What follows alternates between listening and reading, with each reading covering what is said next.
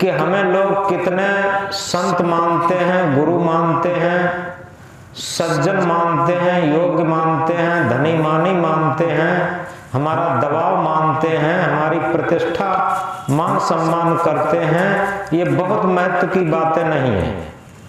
महत्व की बात है हमारा मन और चित्त कहां पर लगा हुआ है, ये सबसे बड़ी महत्व की बात है। तीर्थ गए तीन जने चित चंचल मन चोर, एक पापन काटिया लादन दसमन और। तीर्थ में गए चित के चंचल मन के चोर और कामी लोग, एक भी पाप कटा बटा वहां नहीं, 10 मन लाद और लाए। क्योंकि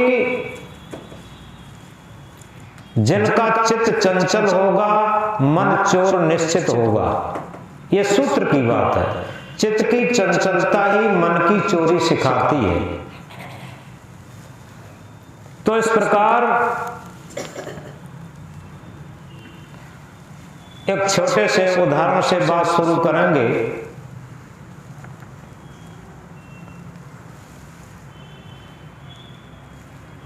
एक पति पत्नी थे,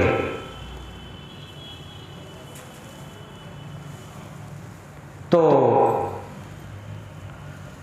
अक्सर होता है कि पति पत्नी 2-4-6 महीने भले ही आपस में प्रेम संबंध सामंजस्य से कट जाए,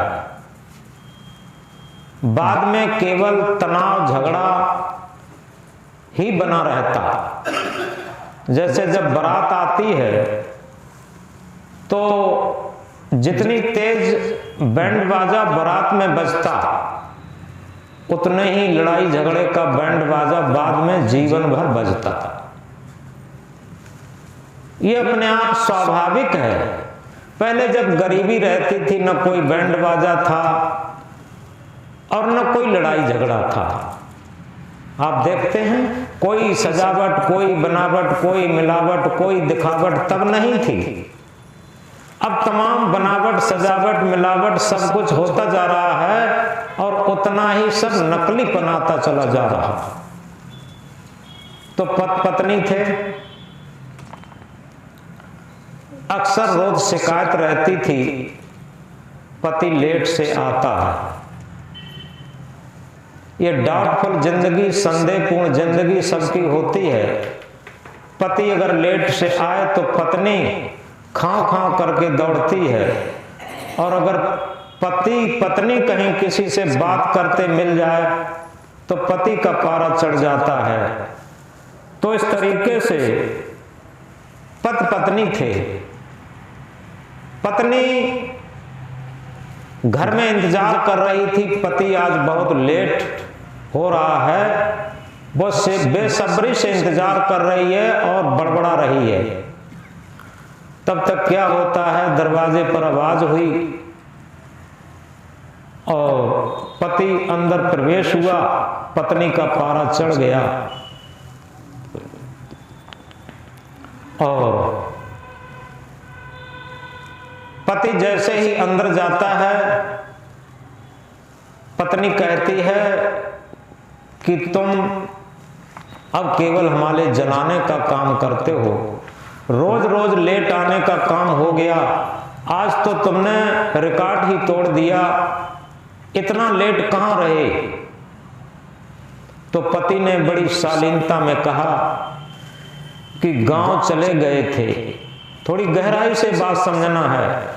गांव चले गए थे, माता पिता की सूचना थी, माता पिता थोड़े अस्वस्थ थे, उन्हें लेकर के आए हैं और वे आगे चौपाल में बैठा दिए हैं, वहां चौपाल में बैठे हैं।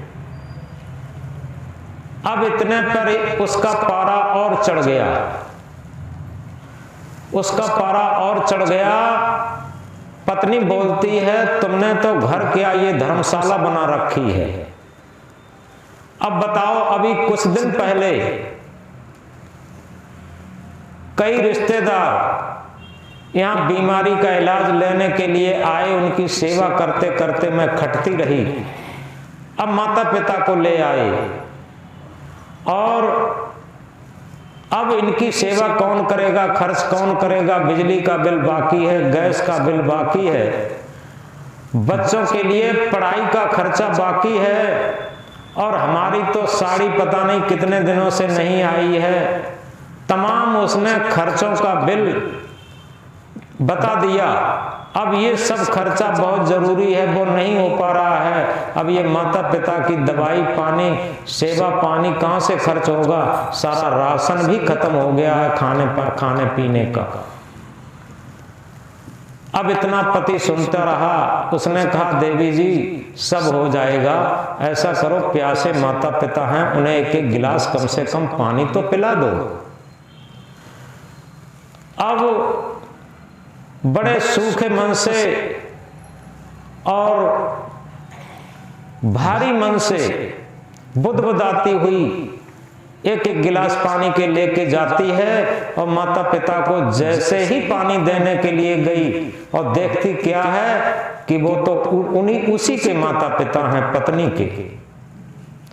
अब उसका एकदम बदल गया, पानी देती है लेकिन माता पिता ने पानी नहीं लिया। अब पति से कहती है झल्ला के, तुमने पहले क्यों नहीं बताया कि हमारे माता पिता हैं? पति से फिर झल्लाई कि तुमने पहले क्यों नहीं बताया कि हमारे माता पिता हैं? अब पति तो बेचारा कुछ नहीं बोल पाया। माता पिता ने कहा कि बेटी क्या हमने तुम्हें यही संस्कार दिए थे? अरे तुम अपने सास ससुर को अपने माता पिता न बना सकी तो हमें माता पिता कहने से क्या फायदा? अब हम जाते हैं, तुम्हारे घर में कभी नहीं आएंगे। तो इस तरीके से माता पिता उठने लगे। अब वो पत्नी का अहंकार गला, उसके अहंकार की बर्फ गली, और गल करके क्या होती है, वो पति के चरणों में गिरती है कि हे पतिदेव हमसे बड़ी भूल हो गई, अब आज से हम कभी गलती नहीं करेंगे, और आपके माता पिता भी हमारे माता पिता हैं। तो इस तरीके से जब बहुत मनौती की तब उसके माता पिता रुके, और उनके माता पिता ने यही कहा कि बेटी अगर तुम अपने सास ससुर को माता पिता नहीं मान पाओगी, अपने पति को पति नहीं मान पाओगी, तो आज से तुमसे और तुम्हारे घर से हमें कोई संबंध नहीं। मैं जा रहा, अपनी हारी बीमारी परेशानी में स्वयं जैसे कुछ काट पाऊंगा वैसे काटूंगा। तो इस तरीके से इस बात से समझ सकते हैं कि अपने बिराने में कितना अंतर होता है, किसे हम अपना मानते, किसे हम बिराना मानते। और यही बात जो सदगुरु कबीर साहब कह रहे हैं कि मैं चितवत हूं तो को तू चितवत कछ और लानत ऐसे चित्त को एक चित्त बैठो। जहां पर पति पत्नी का एक चित्त होना चाहिए, एक मन होना चाहिए, जहां पर गुरु शिष्य का एक चित्त होना चाहिए, एक मन होना चाहिए, जहां पर पिता पुत्र का एक मन होना चाहिए, एक चित्त होना चाहिए, लेकिन वहां पर दूसरी जगह निहार रहे। मैं चितवत हूं तोय का तू चितवत कछ और लानत ऐसे चित्त को एक चित्त बैठो। मैं तो तुझे निहार रहा हूं लेकिन तू कहीं और निहार रहा है। कैसे होगा, किस तरीके से होगा? तो ये सारी बातें व्यवहार की हैं। यदि हमारा व्यवहार नहीं सुधरा, एक बात बहुत गहराई से समझ लें, व्यवहार नहीं सुधरा, अगर हमने घर में रहने वाले सदस्यों को सम्मान नहीं दे पाया, प्रेम नहीं दे पाया, उन्हें सच्चा अपनी आत्मीयता का जो प्रेम रस था उसे उन्हें नहीं दे पाया, तो हम भजन पूजा कभी नहीं कर पाएंगे। ऐसा कुछ नहीं है कि हम ये समझते हो कि हम थोड़ी देर बैठ करके मंदिर में पूजा कर लेंगे, मस्जिद में पूजा कर लेंगे, तीर्थ में पूजा कर लेंगे। ये सब नकली पूजा है। असली पूजा क्या है? असली पूजा है आत्म पूजा, देव न दूजा। असली पूजा आत्म पूजा है। अरे दूसरी आत्मा को अगर हम अपनी आत्मा के समान न समझ पाए, अपने से ज्यादा दूसरे को महत्व न दे पाए, केवल अपने स्वार्थ के लिए जिए, तो ये तो सब पाप हो गया। याद रखें। और यही होता है। आपने सुना होगा, दो भाई रहते थे और बड़े प्रेम से रहते थे, उनके बाल बच्चे भी थे। और एक दिन क्या होता है कि बड़ा भाई कहीं से गन्ना तोड़ के लाया, कहीं मिल गया होगा। अब एक तरफ उसका बेटा आ रहा है और उसी के साथ उसका भतीजा भी आ रहा है, छोटे भैया का बेटा भी आ रहा है। अब उसके मन में यहीं से थोड़ा संदेह सवार होने लगा। उसने क्या काम किया, गन्ने को दो भागों में बांटा। अब जिधर जैसे अघोला कहते हैं, ऊपर का गन्ना जो कम मीठा होता है, उधर की तरफ उसका लड़का आ रहा था, और जिधर जड़ वाला गन्ना होता है उधर मीठा होता है, उधर भतीजा आ रहा था। तो क्या होता है, उसने सोचा ये मीठा वाला गन्ना तो भतीजे को मिल जाएगा, और ये केवल कम मीठा गन्ना अघोला वाला ये हमारे बेटे को मिल जाएगा। उसने क्या काम किया, ऐसे हाथ कर लिए, देते टाइम गन्ना को हाथों में क्रॉसिंग कर ली। जिधर मीठा वाला गन्ना था वो हाथ अपने लड़के की तरफ कर दिया, और जिधर सीटा गन्ना था अघोला वाला वो अपने भतीजे की तरफ कर दिया। उधर छोटा भैया देख रहा था। छोटा भैया कुछ नहीं बोला। थोड़ी देर में वो लड़के बच्चे हैं, गन्ना लेके चले गए खुशी हो करके। छोटे भैया ने कहा कि भैया आज ऐसा कर लो, अपन लोग आपस में बंटवारा कर लो। बड़ा भैया कहता क्यों बंटवारा क्यों कर लो, बात क्या हो गई? कि नहीं, बात कुछ नहीं हो गई, बात की कोई बात नहीं है। अरे कोई बात हो तभी बंटवारा हो, कौन सा जरूरी। और जब अंदर से थोड़ा भेद पड़ने लगे तभी बंटवारा हो जाए तो अच्छी बात है। और ज्यादा भेद हो जाता है, दरारें जब पड़ जाती हैं, वो दरारें कभी खत्म नहीं होती। इसलिए पहले ही बांट छूट हो जाना चाहिए। आखिर बड़े भैया ने बहुत पूछा, तब उसने कहा कि भैया अब ये थोड़ा फर्क होने लगा कि हम देख रहे थे, वैसे हमें इससे मतलब नहीं है, आप बड़े हैं, मालिक हैं, और जिधर मीठा वाला गन्ना था उधर हमारा बेटा था, और जिधर सीटा वाला गन्ना था उधर आपका बेटा था। आपने हाथों को इस तरीके से बदल दिया, मीठा वाला गन्ना अपने बेटे की तरफ कर दिया, और जो सीटा वाला गन्ना था कम मीठा वो हमारे बेटे की तरफ कर दिया। ये भेद जब पैदा हो गया तो अलग अलग होना ही जरूरी है। तो इस तरीके से ये बड़ी छोटी बातें मालूम पड़ती हैं, लेकिन बहुत बड़ी बातें हैं। यही भक्ति के क्षेत्र की बातें हैं।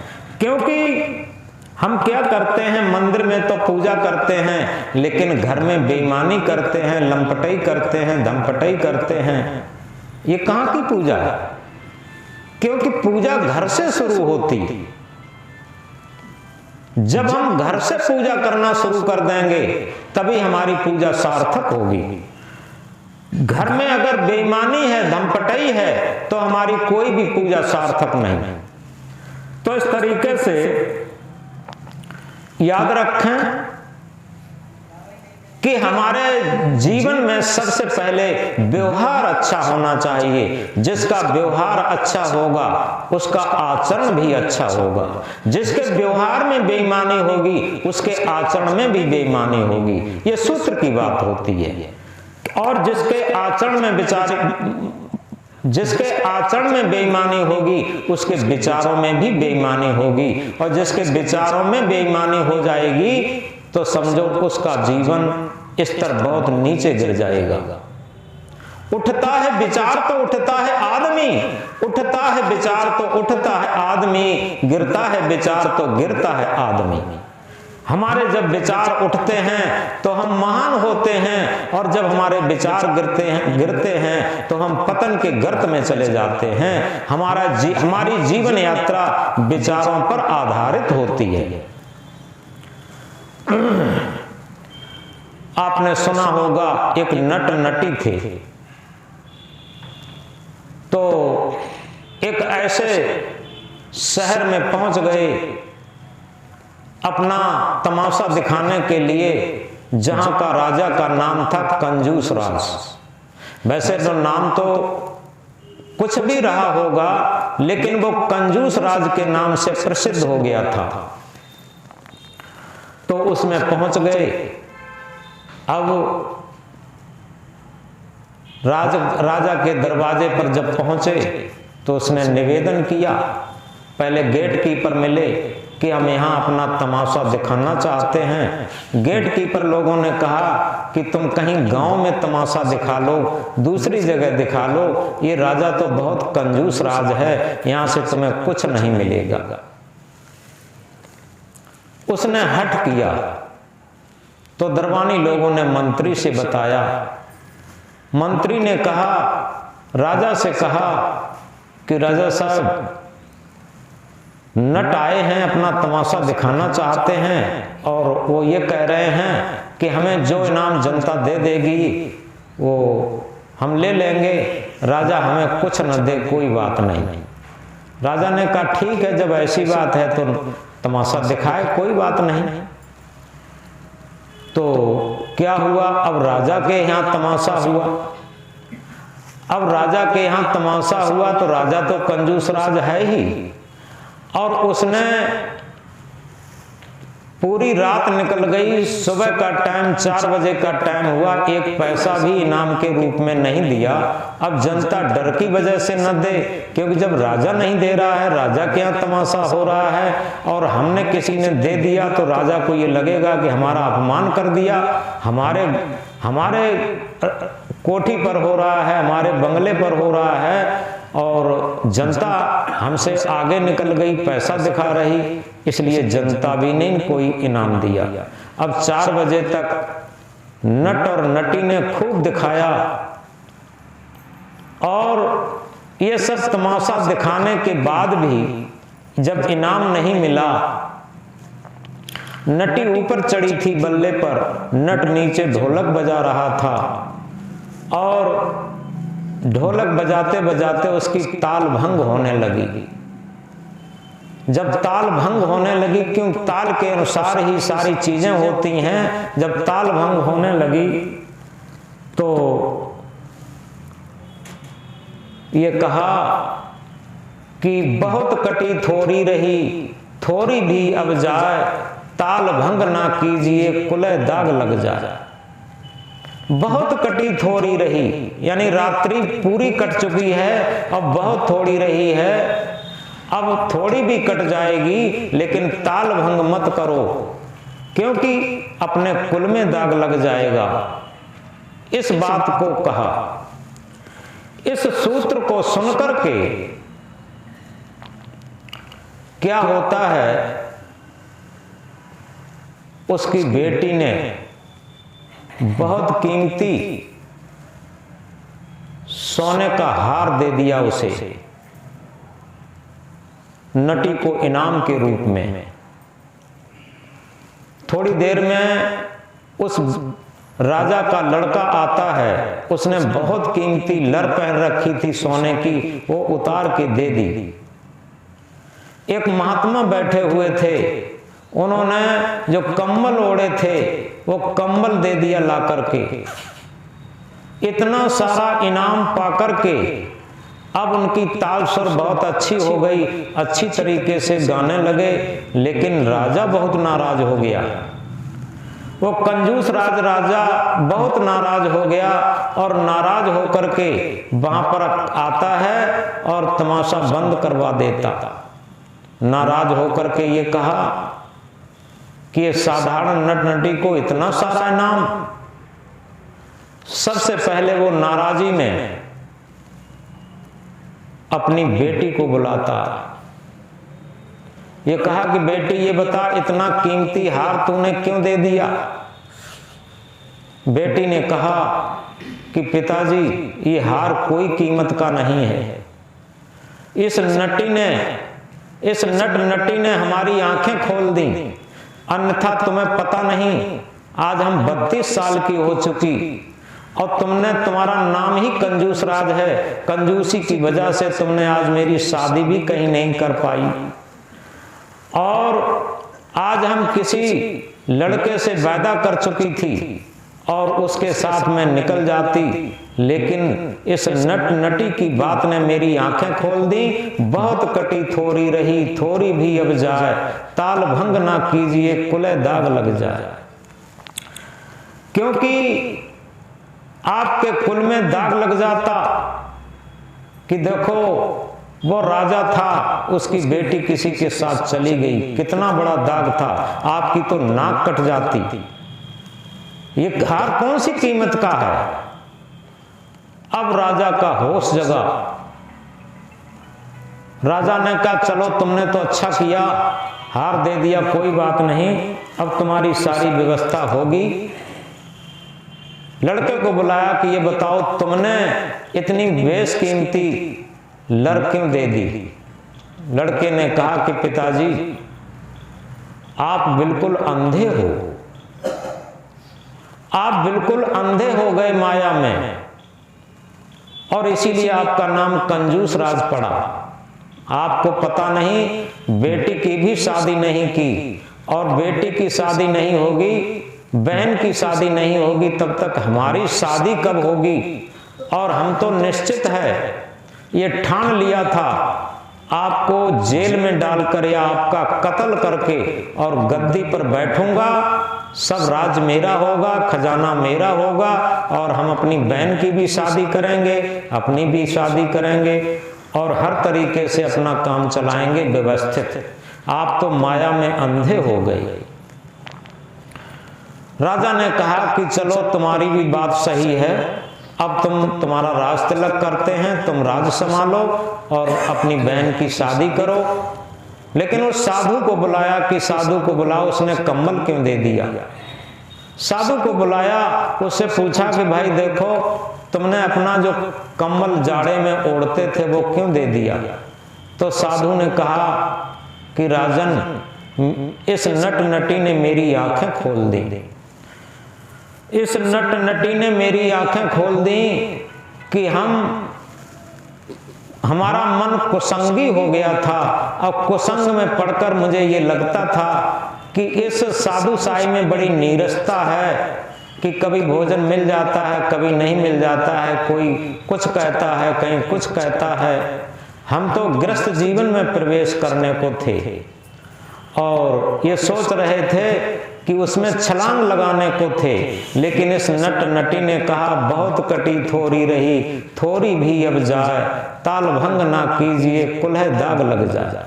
तो यथार्थ में हम कम्बल कोई कीमत का चीज नहीं है, हमने पूरे जीवन साधना मार्ग में बिताया। अब अगर हम गृहस्थी मार्ग में छलांग लगाते हैं तो हमारे परंपरा में बहुत बड़ा दाग लग जाएगा और हमारे सारे कुसंस्कार जग जाएंगे। तो उस नट नटी के एक वाक्य ने देखो कितना हत्याहरण बता दिया, कितना कलंक का टीका बचा दिया, और उस साधु के जीवन को जो पापों की तरफ छलांग लगाने को था वो बचा दिया। तो इस तरीके से जब जागृति के क्षण मिलते हैं, जागृति के शब्द मिलते हैं, तो निश्चित है कि हमारा जीवन अपने वास्तविक लक्ष्य पर, अपने वास्तविक पथ पर टिका रहता। तो इसलिए हमारे मन और चित्त की मुख्य भूमिका है, हम इसे समझ नहीं पाते। हमारी तो एक दौड़ केवल रहती है, अभी हम किसी घर में जाएं, जहां निमंत्रण हो वहां बच्चे आते ही हैं, कुछ प्रसाद लेते हैं, छोटे छोटे बच्चे आते हैं, उन्हें अच्छा लगता, बच्चों से पूछते हैं बताओ बच्चे तुम क्या पढ़ लिख करके क्या बनोगे।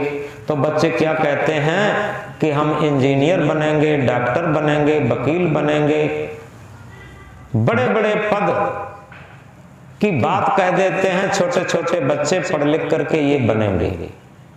आखिर विचार करके कभी देखा, एक छोटी सी बात से समझेंगे।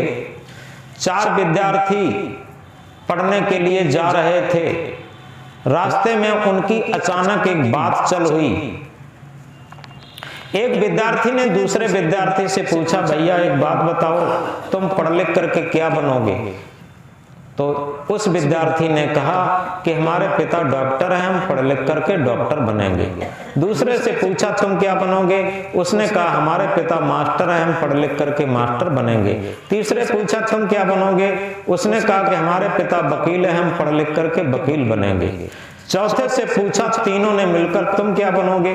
अब वो चुप हो गया। वो चुप हो गया जब बच्चे तो बच्चे हैं, तीनों ने उसे ज्यादा ही कुरेदा और ज्यादा ही कुरेदा और ये कहा कि भाई तुम बताते क्यों नहीं, तुम क्या बनोगे? और जैसे ही वे पूछना अधिक शुरू किए, पकड़ के ज्यादा ही पूछना शुरू किए, वो हुस्कना शुरू कर दिया, वो रोना शुरू कर दिया। जब अधिक रोना शुरू कर दिया तो वो तीनों लड़के उससे अलग हट गए और वो रोता हुआ घर पहुंचा। जब रोता हुआ घर पहुंचा और ऐसे नहीं रो रहा था, गहरी गहरी सांसें भर करके और बड़ी अंदर से वो रो रहा था, हृदय से रो रहा था, ऐसे रो रहा था। घर पहुंचा, उसकी मां ने पूछा कि बेटा किसने मारा? अध्यापक ने मारा या विद्यार्थियों ने मारा? लेकिन वो कुछ नहीं बोल रहा था, कुछ नहीं बोल रहा था। उसे पानी दिया ला करके, पानी नहीं पिया, भोजन दिया ला करके, भोजन नहीं खाया और कुछ बोला भी नहीं और चुपचाप चारपाई पर चादरा ओढ़ के लेट गया और केवल हुपक रहा है, रो रहा है, आंसू बहा रहा है, गहरी गहरी सांसें ले रहा है, अंदर से बहुत दुखी और बहुत व्यथित है। माँ ने समझा ये बोल नहीं पा रहा है, अंदर से ये कोई ज्यादा बीमार है, परेशान है। उसने किसी के द्वारा अपने पति को बुलवाया और यह कहा कि बेटा बहुत बीमार हो चुका है और इसे जल्दी डॉक्टर के पास ले चलो। पति आया और उस लड़के को देखा, जो लड़के का पिता था उसे देखा, उससे पूछा कि बेटा क्या हुआ तुझे? वो कुछ नहीं बोल रहा और जैसे ही अधिक पूछा जाए वैसे ही वो लंबे लंबे आंसू से और रोना शुरू कर दे। इस तरीके से जब रोता रहा तो उसने भी समझ लिया कि बेटा तकलीफ है। उसने कुछ पैसे टके की व्यवस्था की, कुछ सवारी की व्यवस्था करी और व्यवस्था करके उस लड़के को डॉक्टर के पास बाजार में लेने की तैयारी करने लगा, ले जाने की तैयारी करने लगा और लड़के से कहा बेटा उठो, चलो बाजार तुम्हें ले चलते हैं डॉक्टर के पास। और जैसे ही डॉक्टर की तैयारी उसकी समझ में आई, वो लड़का रो रो के कहने लगा कि हम बीमार नहीं हैं, हम बीमार नहीं हैं, ऐसे कहने लगा। तो पिता ने कहा जब बीमार नहीं तो क्या बात है, बात क्यों नहीं बता रहे? तब लड़के ने कहा कि देखो बात ये है कि आज हम पढ़ने गए थे, 4 विद्यार्थी थे हमारे साथी। तो साथियों ने एक विद्यार्थी से पूछा कि तुम पढ़ लिख करके क्या बनोगे? तो उसने कहा कि हम पढ़ लिख करके डॉक्टर बनेंगे, हमारे पिता डॉक्टर हैं। एक ने कहा कि हम पढ़ लिख करके मास्टर बनेंगे, हमारे पिता मास्टर हैं। एक ने कहा कि हमारे पिता वकील हैं, हम पढ़ लिख करके वकील बनेंगे। अब तीनों ने मिलकर के हमें पूछा तो हम क्या बताते? वो हुसक कर रोने लगा। क्या हम ये कहते कि मेरा पिता शराबी है, हम पढ़ लिख करके शराबी बनेंगे? ऐसे कह के बड़े बड़े आंसुओं से रो रहा है और उसके जो हृदय का करुण क्रंदन था, दुखी आवाज थी, उससे पिता का अहंकार गला। और पिता का जब अहंकार गला तो उसने एकदम बेटे को छाती से चिपका लिया और ये कहा कि बेटा आज से तू ना वकील बनेगा, ना मास्टर बनेगा, ना डॉक्टर बनेगा, तू एक नेक इंसान बनेगा पढ़ लिख करके। और मैं संकल्प लेता हूं आज से मैं कोई भी दुर्व्यसन, कोई भी शराब वगैरह कुछ भी प्रयोग नहीं करूंगा और आज मैं भी एक नेक इंसान बन के दिखाऊंगा और तू भी एक नेक इंसान बनेगा। इस तरीके से जब हमारे अहंकार की बर्फ पिघलती है तब हम समझ पाते हैं कि नेक इंसान बनना बहुत बड़ी बात है। अब मूल चीज पर आए। हम लोग ये समझते हैं कि धन ज्यादा हो जाए, मकान ज्यादा हो जाए, घोड़ा गाड़ी वाहन ज्यादा हो जाए, हम बहुत बड़ा पद मिल जाए, बहुत बड़ी प्रतिष्ठा मिल जाए, ये सब कुछ हो जाए, ये सब मानते हैं। लेकिन एक बात याद रखें, कोई ऊंचा डॉक्टर हो सकता है, लेकिन उसके पीछे अगर अच्छा इंसान नहीं है, नेक इंसान नहीं है, तो समझो डॉक्टर तो ऊंचा होगा, लेकिन जब उसके अंदर इंसानियत नहीं है तो केवल समाज का शोषण होगा, गरीबों का शोषण होगा, वहां पर गरीबों को इलाज नहीं मिल पाएगा।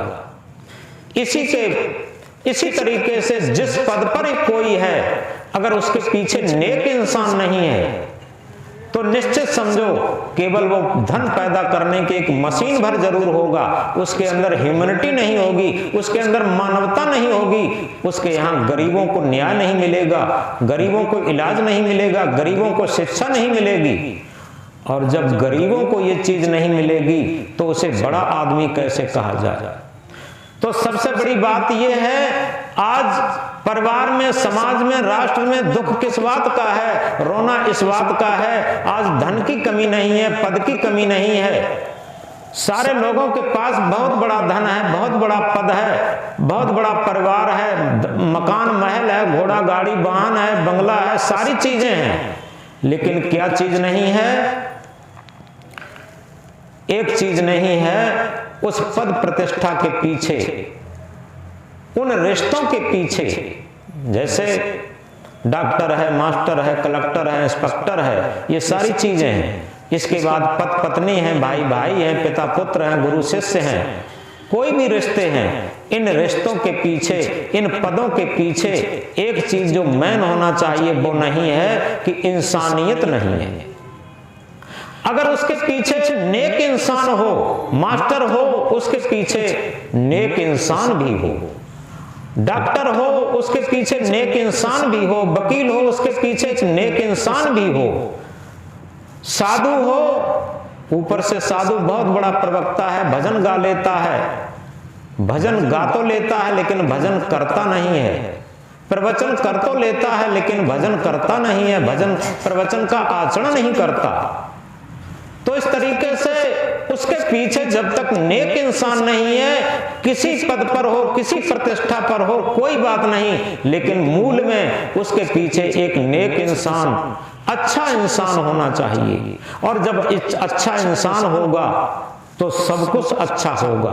यही कारण है आज पति पत्नी बहुत विस्तार से, बहुत दहेज के साथ, बहुत देखा रेखी के साथ, बहुत पैमाने से नापने के बाद, बहुत डिप्लोमा देखने के बाद शादियां संपन्न होती हैं। बहुत बहुत बड़े जो ये बुकिंग की जाती है, जो बारात जहां ठहरती है,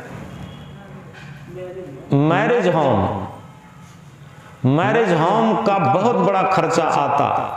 ये सब बड़े धूमधाम से होता है, लेकिन उस धूमधाम से जिससे शादियां हुई हैं, पति पत्नी का रिश्ता जुड़ा है, कितने दिनों तक सही रहता, कितनी धूमधाम से रहता। वही लड़ाई झगड़े की धूमधाम भले शुरू हो जाए, ईर्ष्या की धूमधाम भले शुरू हो जाए, इसमें कारण क्या है? इसके कारण ये है कि पीछे इंसानियत नहीं है। जो आगे पति पत्नी के रूप में होने जा रहे हैं, भारत की कर्णधार पीढ़ी जिन्हें कहते हैं, वो संस्कारवान नहीं है। अगर उनके संस्कार अच्छे होते तो निश्चित है न इतने दहेज की जरूरत होती, न इतनी देखा रेखी की जरूरत होती, न इतने मैरिज होम महंगे करने की जरूरत होती, और वो शादियां प्रेम से पूरे जीवन चलती थी। वो पिता पुत्र का रिश्ता पूरे जीवन चलता, क्योंकि वही तो बच्चे आ रहे हैं जिनके संस्कारों का ध्यान नहीं दिया गया। ये कहां से गलती शुरू हुई? माता पिता क्या सोचते हैं, हमारा बच्चा ऐसे विद्यालयों में पढ़े, इंग्लिश मीडियम, हमारा इंग्लिश भाषा से कोई विरोध नहीं है, ऐसे विद्यालय में पढ़े, पैदा करने की एक मशीन बन जाए, हमारा बच्चा पैदा करने की एक मशीन बन जाए। ये कभी नहीं सोचा कि हमारा बच्चा भले ही पैदा कम कर पाए लेकिन अच्छा संस्कारवान बन जाए। अगर अच्छा संस्कारवान बच्चा बना होता, बच्ची बनी होती, तो आगे वही माता पिता के रूप में जब उपस्थित होते तो उनके बच्चों के भी संस्कार अच्छे होते, और बच्चों के भी संस्कार होते तो उन्हें बाद में रोना नहीं पड़ता। तो इस तरीके से मूल चीज ये है कि हम किस पद पर हैं, किस प्रतिष्ठा पर हैं, किस धन पर हैं, किस मकान पर हैं, ये बहुत महत्व की बात नहीं है। महत्व की बात ये है कि हमारे संस्कार कैसे हैं और हमारे बच्चों के संस्कार कैसे हैं। ये सबसे मूल्यवान चीज है। और जब बच्चों के संस्कार अच्छे होंगे तो ये भारत की कर्णधार पीढ़ी, जो बच्चे हैं वो जिस भी डिपार्टमेंट में जाएंगे वहां बहुत ईमानदारी से काम होगा और गरीब जनता को भी न्याय मिलेगा, शिक्षा मिलेगी और दवा मिलेगी, सब कुछ मिलेगा। कहीं पर शोषण वृत्ति नहीं होगी, क्योंकि शोषण वृत्ति वहां पर होती है जहां पर स्वार्थ वृत्ति होती, और जहां निस्वार्थ की भावना होती है वहां पर शोषण नहीं होता। जहां पर मानसिक शोषण और आर्थिक शोषण होता हो वो महापाप होता। तो इस तरीके से इस बात को गहराई से समझें। ये जितने भी एग्जाम्पल दिए गए हैं, उदाहरण लिए गए हैं, वो इसके लिए हैं कि हम बहुत प्रयास करते हैं धन इकट्ठा करने की, बहुत प्रयास करते हैं। लोगों की जब बच्चों की नौकरी लग जाती है तो माता पिता क्या पूछते हैं, बेटा इतनी तो तुम्हारी तनख्वाह है और ऊपर कमाई कितनी है? तो बच्चे जब कहते हैं कि ऊपर पिताजी इतनी कमाई है तो फूले नहीं समाते। आखिर जो ऊपर की कमाई है वो क्या है? वो रिश्वत ही तो है, और उसमें फूले नहीं समाते। तो ऊपर की कमाई देख करके रीझना उसी तरीके से है कि ऊपर की सफाई देखकर मत रीझना, मत रीझना ऊपर की सफाई पर, वर्क सोने का लगा है गोबर की मिठाई पर। इसी तरीके से मत रीझना ऊपर की कमाई पर, इसमें अंदर जिस तरीके से गोबर की मिठाई पर सोने का वर्क लगा है, चांदी का वर्क लगा है, इसी तरीके से ये बाहर से केवल मालूम पड़ता है धन की गुदगुदी, पद की गुदगुदी, लेकिन अंदर से जो आग धधक रही है ईर्ष्या की, खराब संस्कारों की आग धधक रही है, आखिर वो आग कैसे बुझेगी? वो आग कैसे शांत होगी? शांत सुख कैसे मिलेगा? और इसीलिए कहा झूठे सुख को सुख कहे, मानत है मन मोद, जगत चवेना काल का, कुछ मुख में कुछ बोल।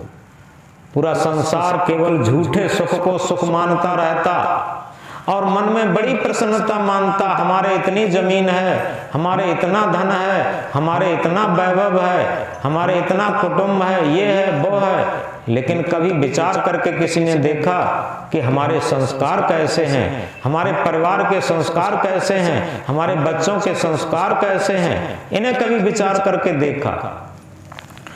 जब हम अपने संस्कारों को, मूल संस्कारों को देख करके चलेंगे, ये बहुत ऊंची बात होगी। संस्कारों का धन सबसे बड़ा धन है। संग चले सोई धन है प्यारे, छूट जाए सोई माया। जो हमारे मरने के बाद भी साथ जाता है वही सच्चा धन है, और जो छूट जाती है वो सब माया के अंतर्गत आता। तो इस तरीके से जो सच्चा धन है, उच्च संस्कारों का, महान संस्कारों का, उसे हम साथ नहीं लेते। आखिर आज हम जिन महापुरुषों को याद करते, ध्रुव को याद करते, प्रहलाद को याद करते, मीरा को याद करते, शबरी को याद करते, सहजों को याद करते, और पन्ना दाई को याद करते, हाड़ा रानी को याद करते, लक्ष्मीबाई को याद करते, अवंती बाई को याद करते, झलकारी बाई को याद करते, इसी के साथ राम को याद करते, कृष्ण को याद करते, महावीर को याद करते, बुद्ध को याद करते, कबीर को याद करते, स्वामी दयानंद को याद करते, स्वामी विवेकानंद को याद करते। जिन महापुरुषों को, जिन भक्तों को, जिन देशभक्तों को, जिन शहीदों को याद करते, आखिर उनके संस्कारों को देखें कैसे थे, क्या था उनके पास? कोई देखता है उनकी हवेली कैसी थी, कोई देखता है उनके पास कितना धन था, क्या देखते हैं उनके संस्कार कैसे थे, उन्होंने जीवन में क्या किया था। बुद्ध जैसे पता नहीं कितने राजा हो गए, महावीर जैसे पता नहीं कितने राजा हो गए, राजा भर्तृहरि जैसे पता नहीं कितने राजा हो गए, अगर वो अपने संस्कारों के निर्माण के लिए ना निकले होते, कमर न कसे होते, तो तमाम राजा महाराजा इतिहास के अंदर सड़ गए, मर गए, कौन जानता उन्हें।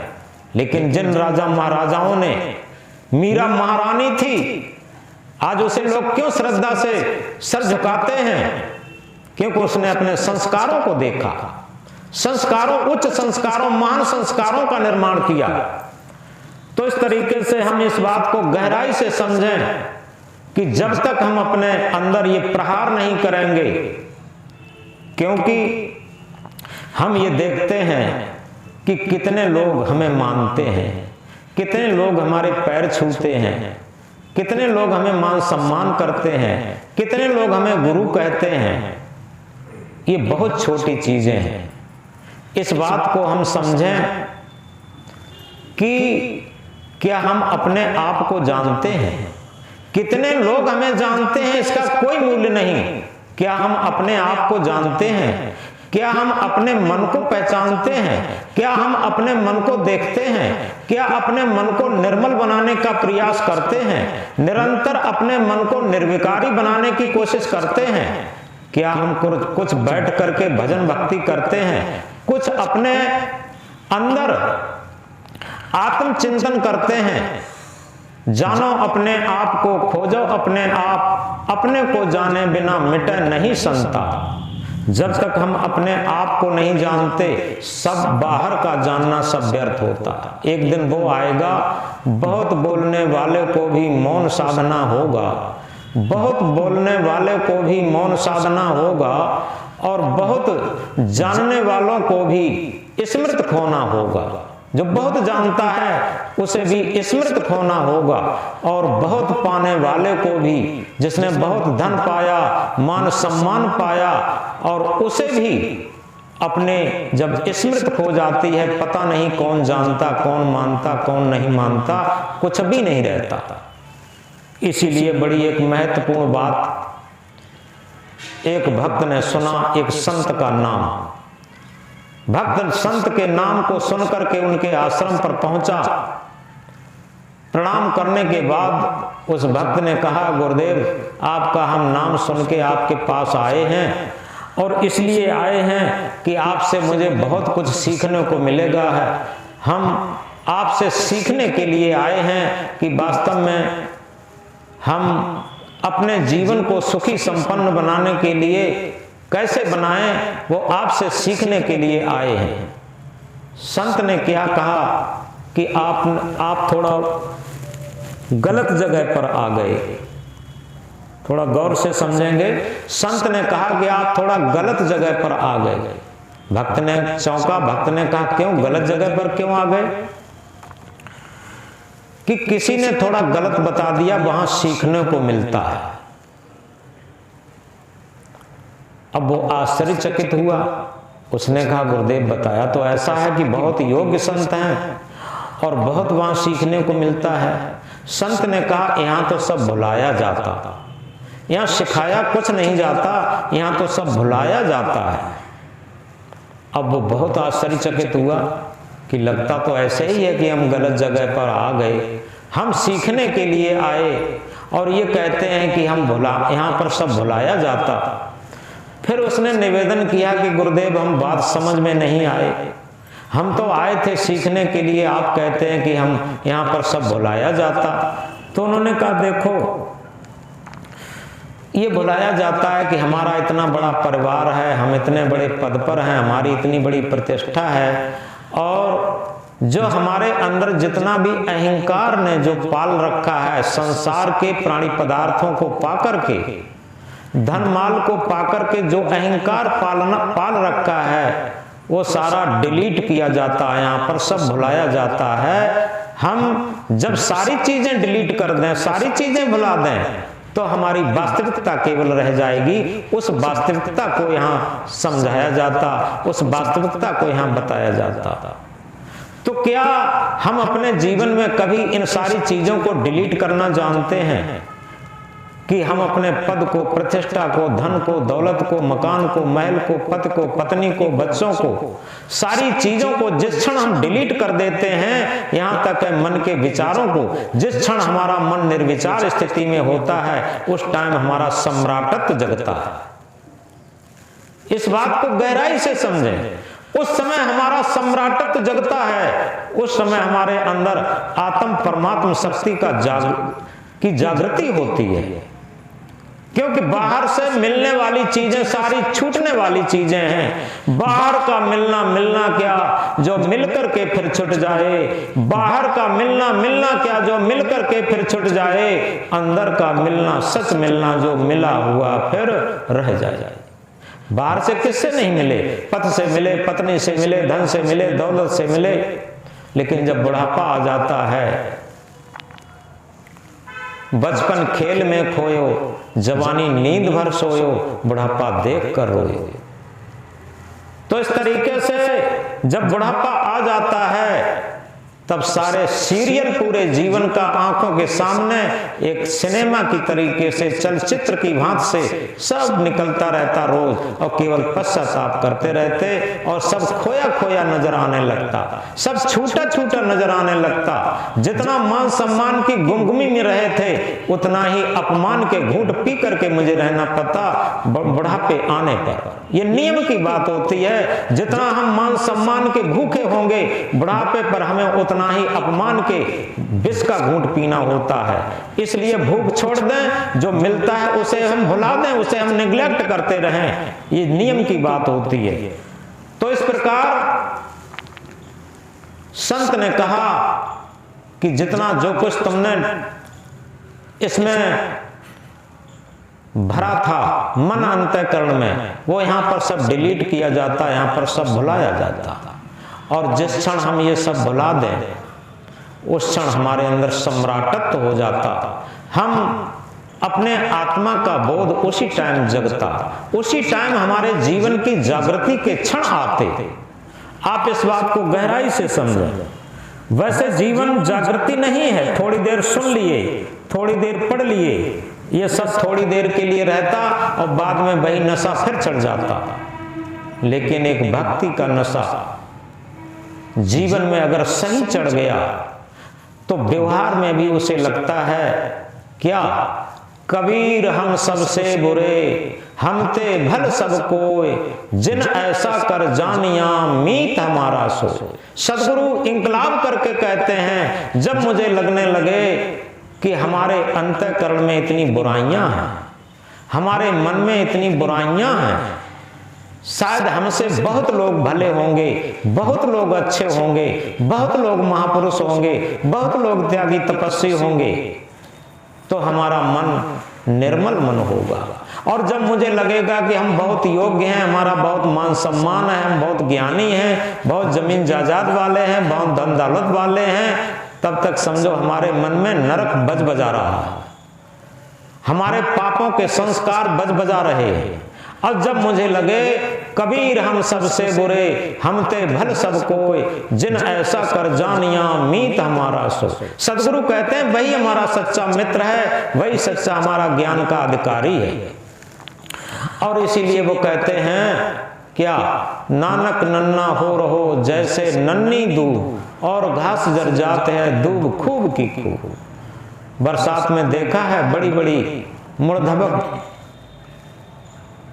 घासें होती हैं, आदमी के सर तक पहुंच जाए, लेकिन जब लपट आती है तब सब घासें जल जाती हैं और दूब जमीन पर चिपकी चिपकी खूब हरी भरी रहती, क्योंकि विनम्रता से चलती है, जमीन पर चिपक कर चलती है, इसलिए दूब खूब की खूब।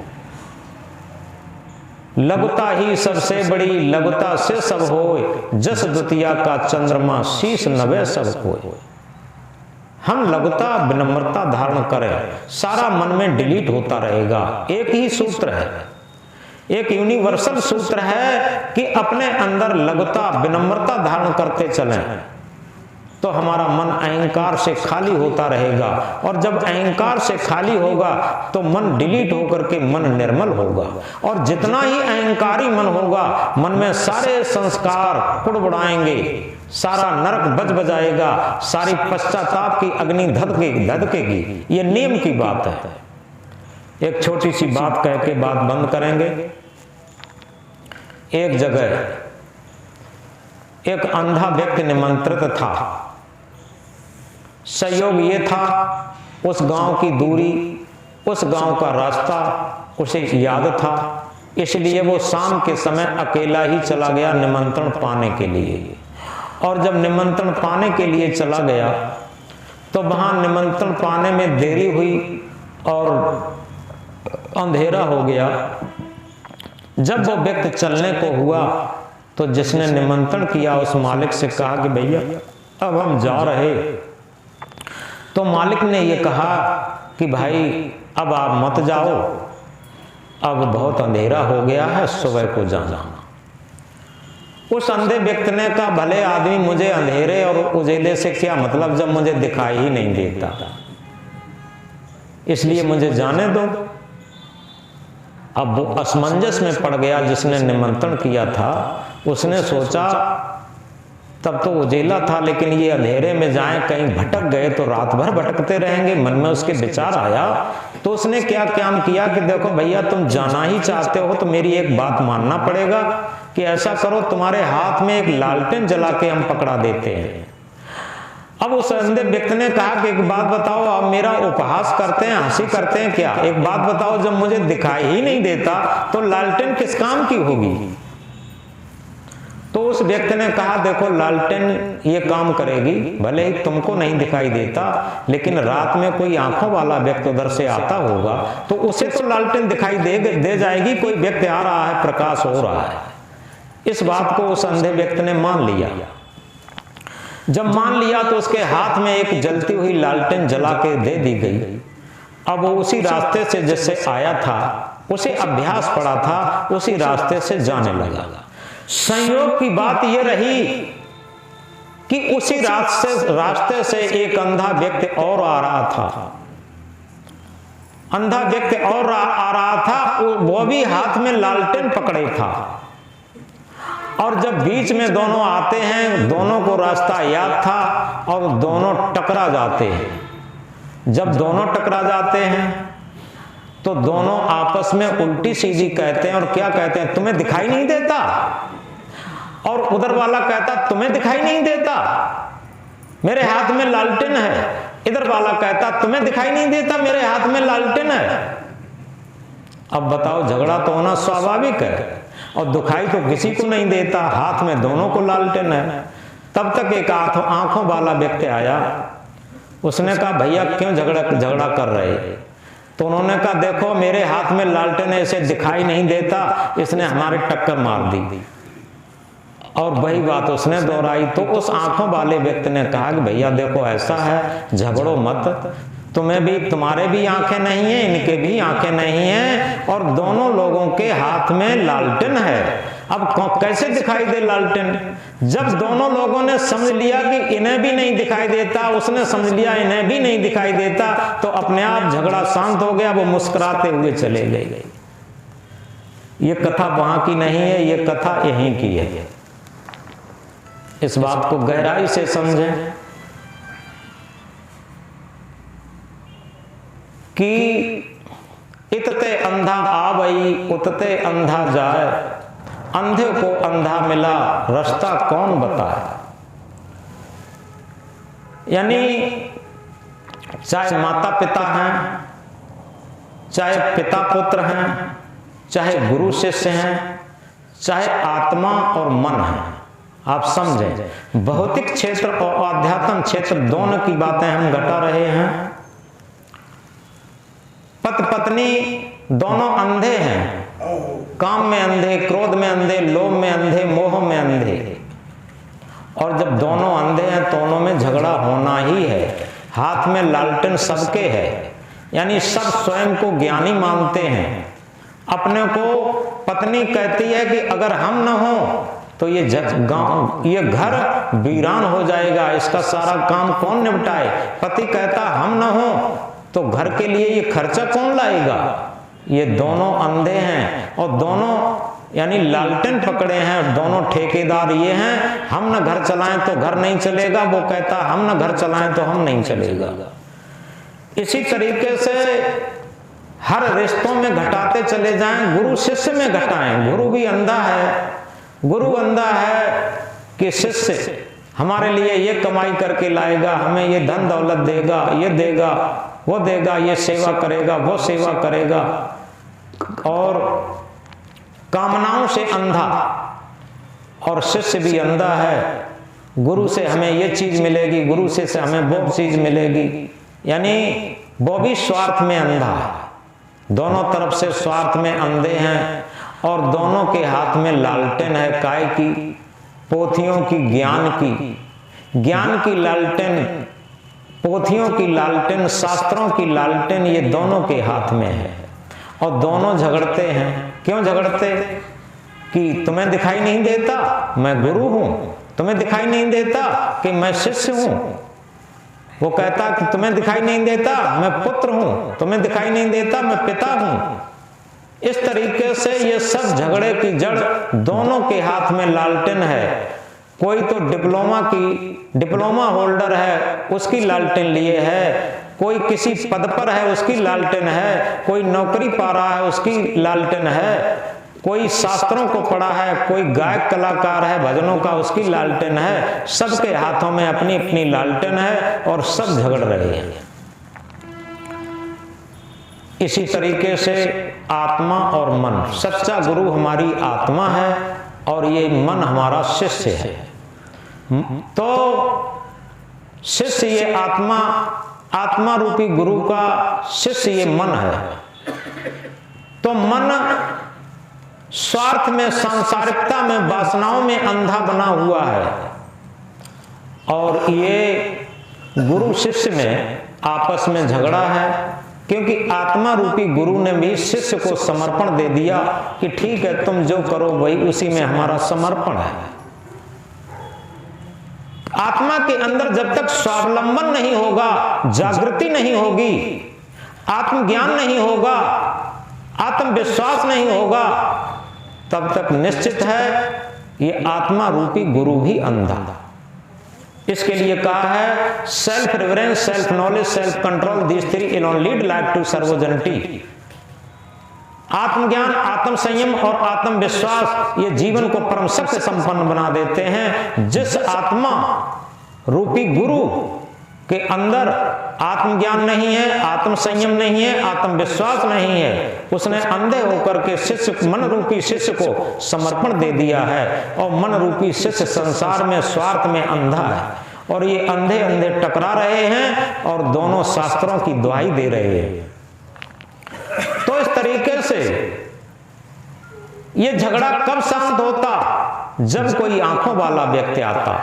आंखों वाला व्यक्ति कौन है? जो सच्चा सद्गुरु है, जो उस साधना पथ पर चल रहा है, जिसके अंदर की दोनों आंखें खुली हैं, विवेक और विचार की आंखें खुली हैं, जिसे सेल्फ नॉलेज, आत्मज्ञान की आंखें खुली हैं जिसकी, वो व्यक्ति आता है, वो सद्गुरु आता है और इस आत्मा को और इस मन को समझाता है। इनकी पीछे की बातें सब डिलीट करके ये समझाता है, देखो न तो तुम्हें दिखाई देता, तुमने मन को समर्पण दे रखा है और मन वासना में पहले से ही अंधा बना हुआ है, स्वार्थ में अंधा बना हुआ है, न तो तुम्हें दिखाई देता न तुम्हें दिखाई देता।